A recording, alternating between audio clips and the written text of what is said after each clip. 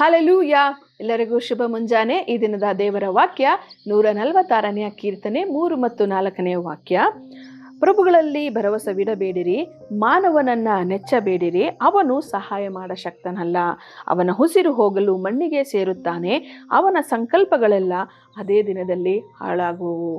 ಈ ಲೋಕದಲ್ಲಿ ಇರುವಂತಹ ಯಾವುದೇ ಮನುಷ್ಯನಾದರೂ ಯಾವುದೇ ಅಧಿಕಾರವಾದರೂ ಕೂಡ ಎಲ್ಲವೂ ತಾತ್ಕಾಲಿಕವಾಗಿ ಇರುವಂಥದ್ದಾಗಿದೆ. ಆದರೆ ನಾವು ನಿಮ್ಮನ್ನು ಸೃಷ್ಟಿ ಮಾಡಿರುವಂತಹ ನಮ್ಮ ದೇವರಲ್ಲಿ ನಂಬಿಕೆ ಇಡುವಾಗ, ಆ ಒಂದು ಭರವಸೆ ಇಡುವಾಗ, ಆ ಒಂದು ಭರವಸೆಗೆ ಖಂಡಿತವಾಗಿಯೂ ಉತ್ತರವು ನಮ್ಮ ಜೀವಿತದಲ್ಲಿ ಸಿಗುವಂತಹದ್ದಾಗಿದೆ ಪ್ರಿಯರೇ. ಯಾಕಂದರೆ ದೇವರ ವಾಕ್ಯವು ಇಲ್ಲಿ ತುಂಬ ವಿವರವಾಗಿ ಹೇಳ್ತದೆ, ಅವನು ಉಸಿರು ಹೋಗಲು ಮಣ್ಣಿಗೆ ಸೇರುತ್ತಾನೆ, ಅವನ ಸಂಕಲ್ಪಗಳೆಲ್ಲ ಅದೇ ದಿನದಲ್ಲಿ ಹಾಳಾಗುವು ಎಂಬುದಾಗಿ.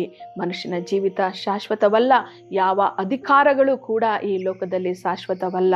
ಎಲ್ಲವೂ ಕೂಡ ಒಂದು ದಿನ ಮುಗಿದು ಹೋಗುವಂಥದ್ದಾಗಿದೆ. ಆದರೆ ಮುಗಿಯದೆ ಇರುವಂತಹ ನಿಮ್ಮೆಲ್ಲರ ಕರ್ತನ ಪ್ರೀತಿ, ಕರುಣೆ, ದಯೆ ಸದಾ ಕಾಲವು ನಮ್ಮ ಮೇಲೆ ಇರುವಂಥದ್ದಾಗಿದೆ. ಆತನನ್ನು ಎದುರು ನೋಡೋಣ, ಆತನಲ್ಲೇ ಭರವಸೆ ಇಡೋಣ. ಎಲ್ಲರೂ ಕೂಡ ಜೀವಿತದಲ್ಲಿ ಆಶೀರ್ವಾದವನ್ನು ಹೊಂದಿಕೊಳ್ಳೋಣ. ಸ್ತೋತ್ರ ಕರ್ತನೆ, ಪರಿಶುದ್ಧನಾಗಿರುವಂತಹ ನಮ್ಮ ದೇವರೇ, ಅಪಾನ್ ಹೌದು ಸ್ವಾಮಿ, ಈ ಲೋಕದಲ್ಲಿ ಇರುವಂತಹ ಯಾವುದೇ ಪ್ರಭುಗಳಾಗಿರಬಹುದು, ಅಧಿಕಾರಿಗಳಾಗಿರ್ಬೋದು, ಅಧಿಕಾರವಾಗಿರಬಹುದು, ಮನುಷ್ಯನಾಗಿರಬಹುದು ಸ್ವಾಮಿ, ಎಲ್ಲವೂ ಕೂಡ ತಾತ್ಕಾಲಿಕವಾಗಿದೆ. ಎಷ್ಟೇ ಕರ್ತನೆ ಅಪ್ಪ, ಎಂದೆಂದಿಗೂ ಸ್ವಾಮಿ ಸದಾ ಕಾಲವೂ ಇರುವಂತಹ ನಮ್ಮ ಸೃಷ್ಟಿಕರ್ತನೆ ಅಪ್ಪ, ಈ ದಿನದಲ್ಲಿಯೂ ಕೂಡ ನಿಮ್ಮನ್ನೇ ಕರ್ತನೆ ನಾವು ಎದುರು ನೋಡ್ತಿದ್ದೇವೆ.